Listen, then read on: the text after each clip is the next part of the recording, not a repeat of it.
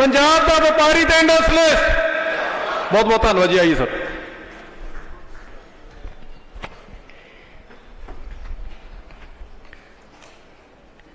जलंधर के कोने कोने से आए हुए और पंजाब के कोने कोने से आए हुए सभी व्यापारियों को, सभी उद्योगपतियों को, कारोबारियों को मेरा नमस्कार, सत श्री अकाल, मेरा प्रणाम।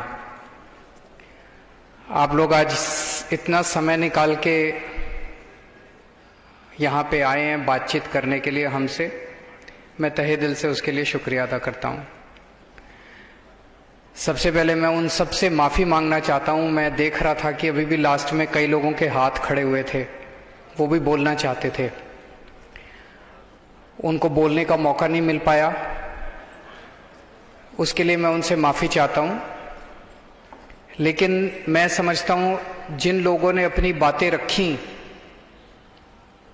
उनकी बातों में कई सारे मुद्दे आ गए होंगे।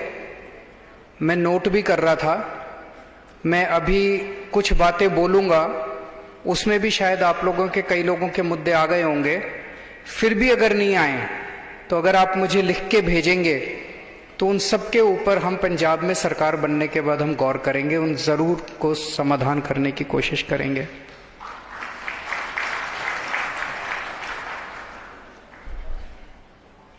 सबसे पहले मैं उन सब का शुक्रिया अदा करता हूं जिन जिन लोगों ने अपनी बात रखी। संधू साहब ने कई सारी बातें रखी कि इंडस्ट्रियलिस्ट्स को और व्यापारियों को आम आदमी पार्टी से बड़ी उम्मीद है। आम आदमी पार्टी को भी इंडस्ट्रियलिस्ट्स और व्यापारियों से बड़ी उम्मीद है। क्या उम्मीद है, मैं आऊंगा अभी उसके ऊपर। पैसा नहीं चाहिए आपका,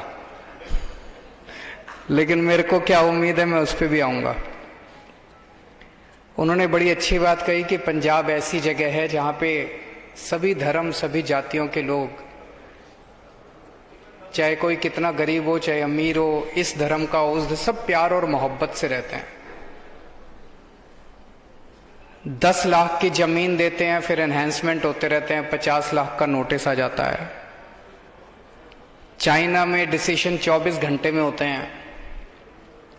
CII के जैन साहब ने बड़ी अच्छी इंफ्रास्ट्रक्चर की बात की कि इंफ्रास्ट्रक्चर की बहुत बड़ी कमी है, कोई नए फोकल पॉइंट्स नहीं खुले। CLU वाली बात रखी, उस पर भी मैं अपनी बात रखूंगा।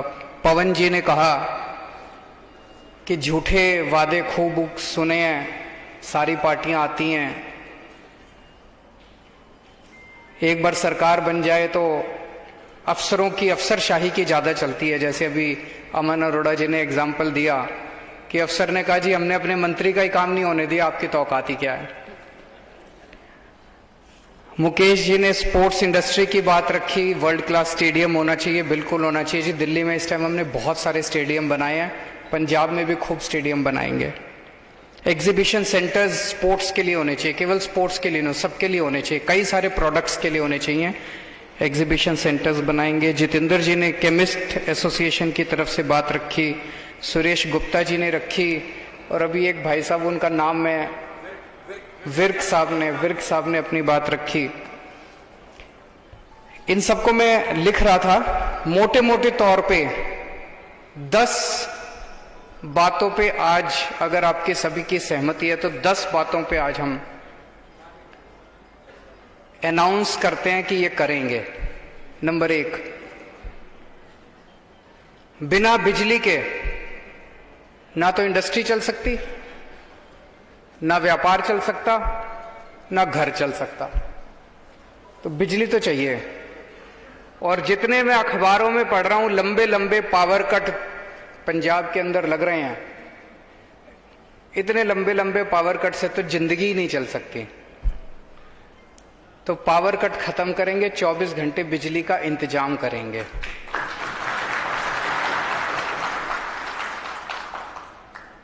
और ये मैं कह रहा हूं अपने तजुर्बे से। जब दिल्ली में हमारी सरकार बनी थी फरवरी 2015 में,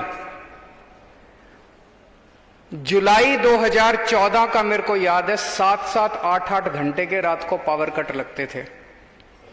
हमारी फरवरी 2015 में सरकार बनी थी, और जुलाई 2014 में उसके 6-7 महीने पहले तक 6-6, 7-7 घंटे के पावर कट लगते थे। दिल्ली में बिजली की कमी नहीं थी, बिजली थी। जैसे पंजाब में भी बिजली की कमी नहीं है, बिजली प्रोड्यूस करता है पंजाब, बिजली की कमी नहीं है। प्रॉब्लम क्या थी दिल्ली में? तारे खराब है जी, ट्रांसफार्मर जल गया जी, तार जल गई जी, पुरानी तार है जी, ये वो। अगले 2.5 से 3 साल तक मैंने और मेरे बिजली मंत्री सतिंदर जैन ने गली गली में जाके खड़े होके तारे बदलवाई, ट्रांसफार्मर बदलवाए। आज दिल्ली में 24 घंटे बिजली मिलती है। इन्वर्टर की दुकानें बंद हो गई हैं, इन्वर्टर की सेल बंद हो गई है, कोई इन्वर्टर नहीं बिकता आजकल दिल्ली के अंदर। 24 घंटे बिजली मिलती है दिल्ली के अंदर। पंजाब में भी अब 24 घंटे बिजली का इंतजाम करेंगे। हमें करना आता है, हमने करके दिखाया है, झूठे वादे नहीं कर रहे। दूसरी चीज, इंस्पेक्टर राज, लाल फीताशाही। ये जानबूझ के, ऐसा नहीं कि इंस्पेक्टर राज खत्म नहीं किया जा सकता, किया जा सकता है।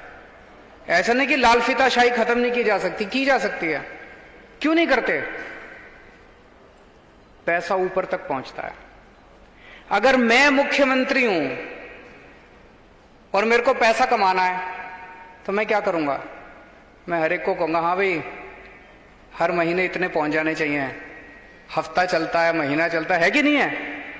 तो फिर हर डिपार्टमेंट में इंस्पेक्टर बैठे हैं। मैं फिर कानून भी ऐसे बनाऊंगा कि भाई सीएलयू का अगर चेंज चाहिए तो इतने पैसे। हमने इसको इंडस्ट्रियल एरिया डिक्लेयर कर दिया, फिर भी परमिशन लेने आओ। तो वो जानबूझ के क्यों है? वो इसलिए कि नीयत खराब है। ऊपर बैठे हुए लोगों की नीयत खराब है। अगर ऊपर ईमानदार सीएम होगा, अगर ईमानदार मंत्रिमंडल होगा, मैं चैलेंज कर सकता हूं नीचे का सारा ढांचा ठीक हो जाएगा अपने आप। ऐसा नहीं है, हो नहीं सकता। दिल्ली में करके दिखाया हम लोगों ने, दिल्ली के अंदर हमने करके दिखाया है। अब इस तरह की जितनी परमिशन होती थी सारी ऑनलाइन कर दी। अब आपको दफ्तर भी आने की जरूरत नहीं है किसी।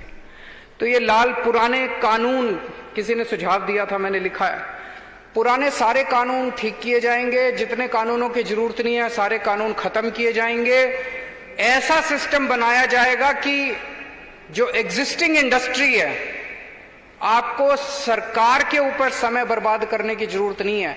आप अपने धंधे में समय बिताओ, आप फलो फूलो, आगे बढ़ो, ये हमारा मकसद है। आप खूब तरक्की करो, खूब फलो फूलो, खूब कमाओ और उसमें से सरकार को और समाज को पैसा दो, ये हम चाहते हैं। तो ये लाल फीताशाही बंद की जाएगी, इंस्पेक्टर राज बंद किया जाएगा। आपको मैं दिल्ली के 1-2 उदाहरण देता हूं। दिल्ली का ही अभी तो दे सकता हूं, थोड़े दिन के बाद शायद पंजाब के भी उदाहरण हम देंगे, चारों तरफ घूम घूम।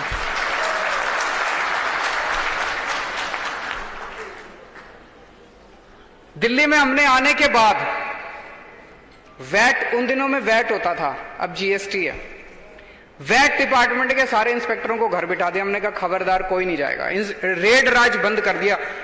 पहले 1-2 साल तो ऐसे थे, एक भी रेड नहीं हुई। आपको जान के ताज्जुब होगा कि 5 साल के अंदर जब हमारी सरकार बनी 30,000 करोड़ का रेवेन्यू था हमारा।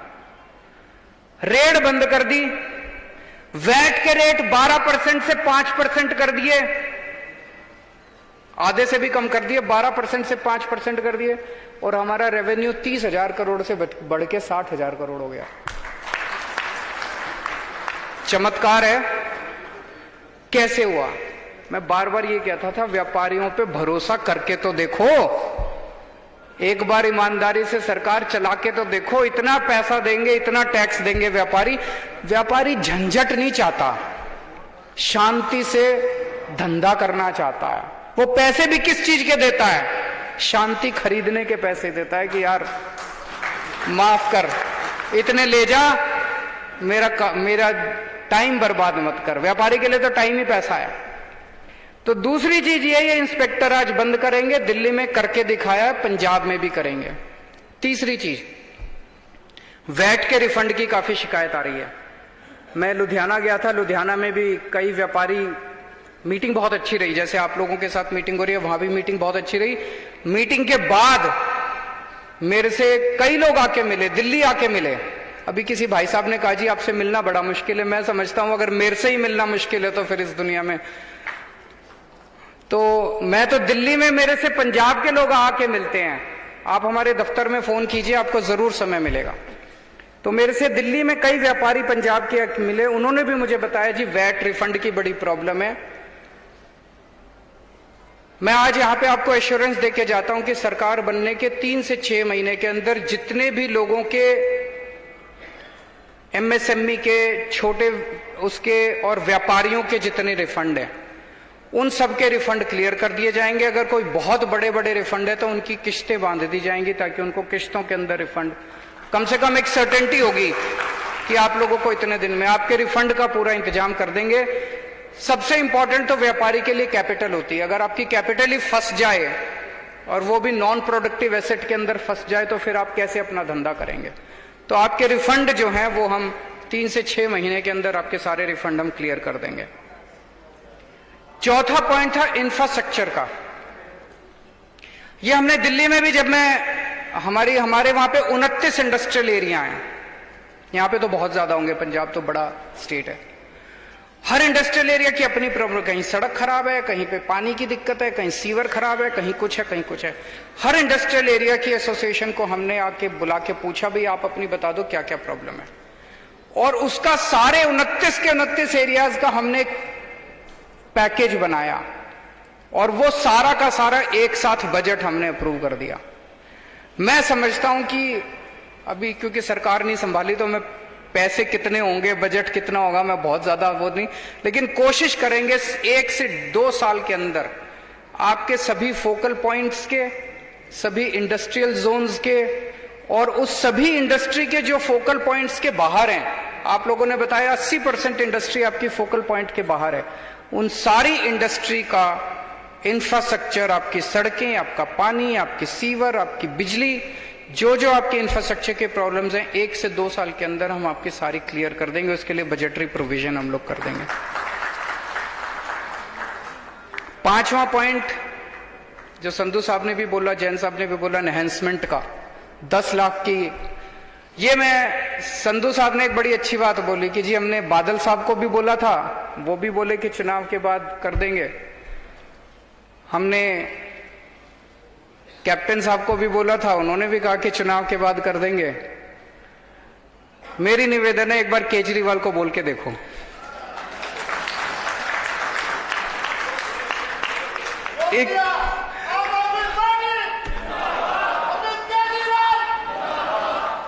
एक मौका सानू भी,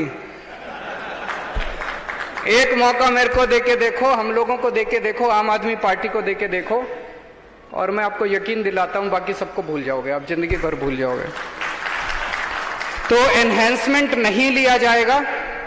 एनहेंसमेंट भी एक, इसको मैंने पूरे सिस्टम को स्टडी किया हुआ, ये जानबूझ के किसानों को भी और इंडस्ट्रियलिस्ट्स को भी, दोनों को परेशान करने का एक बहुत अच्छा सिस्टम है, दोनों को निचोड़ने का, पैसा बनाने का एक बहुत अच्छा सिस्टम है। इसको आप लोगों से एनहेंसमेंट नहीं लिया जाएगा, जितना दे दिया आप लोगों ने दे दिया।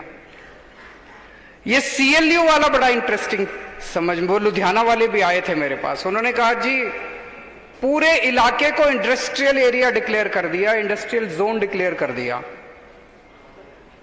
अब अगर आप वहां पे जमीन खरीदते हैं, उसका फिर सीएलयू क्यों होता है? जब आपने उसको इंडस्ट्रियल जोन डिक्लेयर कर दिया तो उसका तो सीएलयू ऑटोमेटिक होना चाहिए। वो इसलिए होता है क्योंकि उनको पैसा कमाना है, वो इसलिए होता है क्योंकि उसको ऊपर पहुंचाना है, वो इसलिए होता है क्योंकि मंत्री तक पैसा पहुंचेगा और मंत्री फिर ऊपर मुख्यमंत्री तक। तो ये सीएलयू का धंधा बंद करेंगे। जो जो इंडस्ट्रियल जोन्स हैं, फोकल पॉइंट्स है, जहां पे जमीन को, उस एरिया को ऑलरेडी इंडस्ट्रियल डिक्लेयर कर दिया गया, उसमें मैक्सिमम ये हो सकता है कि एक ऑटोमेटिक इंटीमेशन आप इंटीमेट कर दीजिए मैंने ये जमीन खरीद ली, बस that should be more than sufficient, this should not be any permission. एक महीने और हफ्ते का बड़ा सिस्टम है, सारे डिपार्टमेंट्स के साथ आप लोगों का महीना और हफ्ता चल रहा होगा, उसके बिना काम नहीं चलता। तो ये सिस्टम बंद किया जाएगा। आपको कोई महीना देने की जरूरत नहीं है, कोई हफ्ता, और ये मेरी गारंटी है। मैं देख रहा हूं कई लोगों के चेहरे पे ये स्माइल है कि काम कैसे होगा। फिर आपका काम कराने की जिम्मेदारी हमारी है।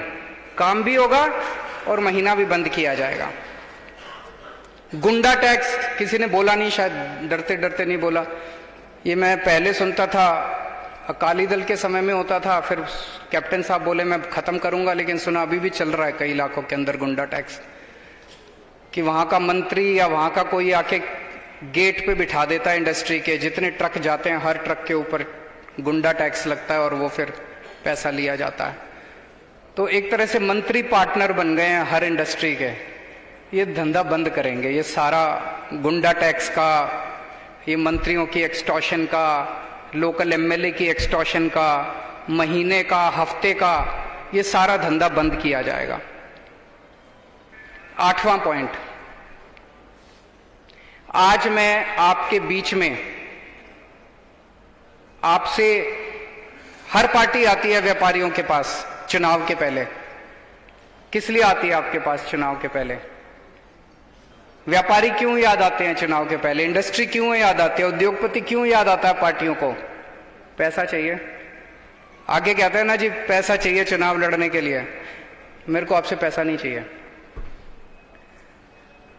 आज मैं आप लोगों को पंजाब की तरक्की में पार्टनर बनाने के लिए इनवाइट करने के लिए आया हूं।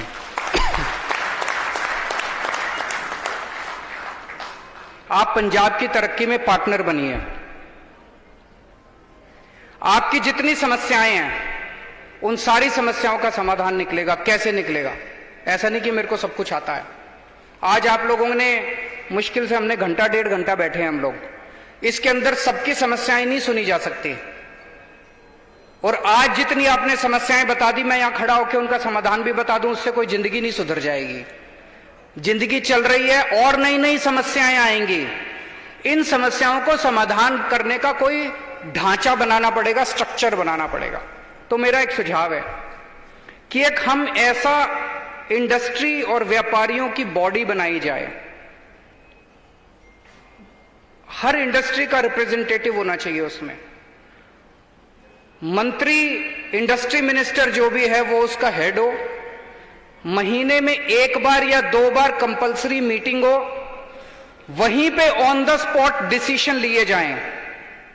और वो डिसीजन जो आप लोग लेंगे, वो डिसीजन सरकार के ऊपर बाइंडिंग होने चाहिए। सरकार उन डिसीजंस को इंप्लीमेंट करे। निर्णय आप लें, सरकार उन निर्णयों को इंप्लीमेंट करे, तभी पार्टनरशिप हो सकती है। अगर आप केवल एडवाइस ही देते रहोगे सरकार को, अगर आप केवल रिकमेंडेशन ही देते रहोगे सरकार को, तो वो रिकमेंडेशन आप जिस कागज पे लिख के करते हो, वो आपके जाने के बाद कागज रद्दी की टोकरी में फेंक देते हैं। उसका कोई मतलब नहीं है। तो ये हम एक ऐसा ढांचा बनाएंगे कि इंडस्ट्री और व्यापार, उसकी एक बॉडी बनाई जाएगी। 15 लोग, 20 लोग, 25 लोग, 50 लोग, जितनी भी जरूरत होगी, ताकि ज्योग्राफिकली और सेक्टर वाइज उसमें रिप्रेजेंटेशन मिल सके। और वो बॉडी निर्णय लेगी, महीने में बैठेगी, 15 दिन में बैठेगी, वो बॉडी निर्णय लेगी और वो निर्णय सरकार को इंप्लीमेंट करने पड़ेंगे। 9वां पॉइंट, जैसा कहा गया कि पंजाब, सब लोग प्यार और मोहब्बत से रहते हैं, सभी धर्म के लोग, सभी जाति के लोग। इस प्यार और मोहब्बत, इस भाईचारे को अपने को बना के रखना है। ये जो सेक्युलर ढांचा है अपने पूरे पंजाब का, इसको बना के रखना है, प्यार और मोहब्बत को बना के रखना है। तो पूरे पंजाब में अमन शांति हो। पंजाब बॉर्डर स्टेट है, बड़ा सेंसिटिव स्टेट है। पंजाब के अंदर अमन शांति हो, अमन चैन हो, कानून व्यवस्था बनी रहे, सब लोग अपने आप को सुरक्षित फील करें, ऐसा माहौल अपने को पंजाब के अंदर बनाना है। इसके लिए जो भी बन पड़ेगा, सबको साथ लेके चलेंगे। ये अकेले सरकार नहीं कर सकती, सारा पंजाब मिलके, सबको साथ लेके हम पंजाब के अंदर ये अमन चैन का माहौल बनाएंगे। 10वां पॉइंट, हमारा सबसे ज्यादा एम्फेसिस छोटे व्यापारी और एमएसएमई के ऊपर है। जितना ज्यादा छोटे व्यापारी और एमएसएमई को बढ़ावा दिया जाएगा, उतना रोजगार पैदा होगा, उतने ज्यादा से ज्यादा लोगों को रोजगार मिलेगा। अब जो कहा गया कि इंडस्ट्री को और व्यापारियों को हमसे बड़ी उम्मीद है, हम कोशिश करेंगे। ये जितने पॉइंट्स बताए इसमें कई सारे लोगों के पॉइंट्स आ गए होंगे। अब हमें आपसे उम्मीद है, एक ही उम्मीद है। आज पंजाब के अंदर बेरोजगारी बहुत ज्यादा है। हर घर के अंदर बच्चे बेरोजगार हैं। हर घर के अंदर लोग, कई अनपढ़ भी हैं, कई पढ़े लिखे भी हैं, डिग्री ले लेके बेरोजगार बैठे हैं। उनको रोजगार केवल आप दे सकते हो। आपकी सारी प्रॉब्लम्स को दूर करने की जिम्मेदारी मेरी, आम आदमी पार्टी की सरकार की, ये मैं गारंटी देता हूं। अगर ना करूं तो आप मेरी बात मत करना। लेकिन हमारे बच्चों को रोजगार देने की केवल व्यापारी और इंडस्ट्री रोजगार दे सकते हैं। आप उनकी बेरोजगारी दूर कर सकते हो। तो आज मैं आपसे पूछना चाहता हूं, क्या इस मीटिंग के बाहर जाके मैं पंजाब के यूथ को बोल दूं कि इंडस्ट्री और व्यापारी रोजगार देने के लिए तैयार हैं? बोल दीजिए, जरा हाथ उठा के बताओ कि हमें पंजाब में इस किस्म का डेवलपमेंट करना है, इतनी इंडस्ट्री खोलनी है, इतना व्यापार तैयार करना है कि पंजाब के अंदर कोई भी बेरोजगार नहीं होना चाहिए। आज देश भर से लोग दिल्ली आते हैं। क्यों आते हैं दिल्ली? दिल्ली आते हैं, उनको लगता है रोजगार मिलेगा, वहां पे नौकरी मिलेगी। वहां पे बिहार से, उत्तर प्रदेश से, पंजाब से भी बहुत लोग जाते हैं। हमें पंजाब को ऐसा बनाना है कि पूरे देश भर से लोग, उनको लगे यार पंजाब के अंदर, हमें पंजाब के एक एक बच्चे को नौकरी देनी है। वो नौकरी आप लोग दे सकते हैं। तो मैं फिर से आपसे पूछ रहा हूं, आज इस मीटिंग के बाद, बड़े शांत हैं आप लोग, मेरा कॉन्फिडेंस हिल गया थोड़ा सा। क्या हम सब लोग पंजाब के युवाओं को नौकरी देने के लिए तैयार हैं? हमें पंजाब के लोगों ने पूरी दुनिया के अंदर डंका बजाया है। आप अमेरिका चले जाओ, कनाडा चले जाओ, लंदन चले जाओ, कहीं चले जाओ, हर जगह आपको पंजाब का आदमी मिल जाएगा, व्यापार के अंदर सबसे आगे। पंजाब में जब आते हैं तब कुछ गड़बड़ हो जाती है। यहाँ का सिस्टम इतना खराब है कि पंजाब की इंडस्ट्री और पंजाब का व्यापार पंजाब छोड़ छोड़ के बाहर जा रहा है। उन सबको अपने को वापस लेके आना है पंजाब के अंदर।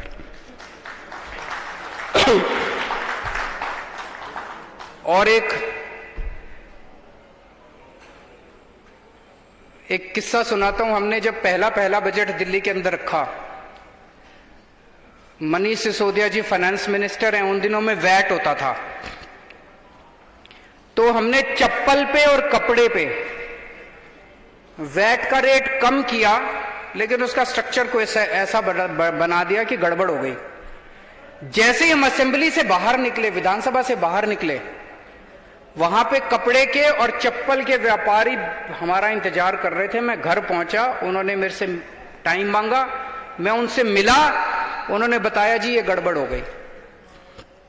गड़बड़ क्या हुई थी वो भी बता देता हूं। एक उसमें 3 स्लैब होते थे, 0%, 5% और 12%।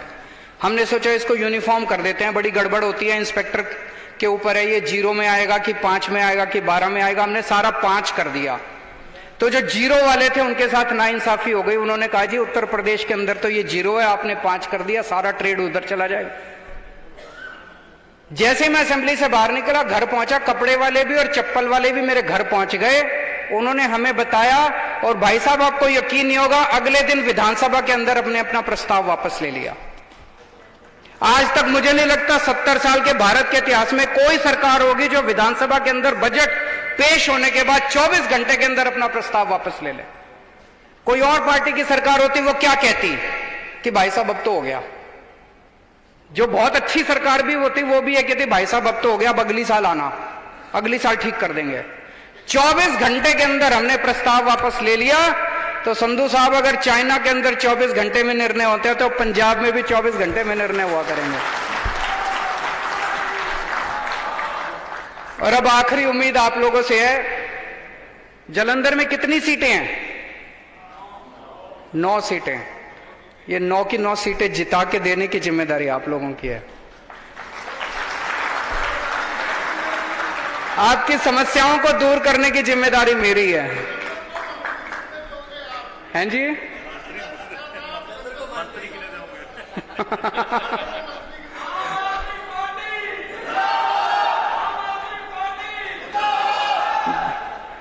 आप सब लोगों का बहुत बहुत शुक्रिया। आज आप लोगों से बातचीत करके मुझे भी काफ़ी कुछ सीखने को मिला और मैं पूरी उम्मीद है मुझे कि पंजाब में आम आदमी पार्टी की सरकार बनेगी और हम मिलके पंजाब की तरक्की करेंगे। Thank you so much. Thank you seen साहब। सब 2 मिनट बैठो जी, सारे प्लीज 2 मिनट बैठो। इस तो पहले कि आप समाप्ति वाल वधिए, जिवें सीएम साहब ने कहा सर 2 जॉइनिंग्स ने, जिवें सीएम साहब ने कहा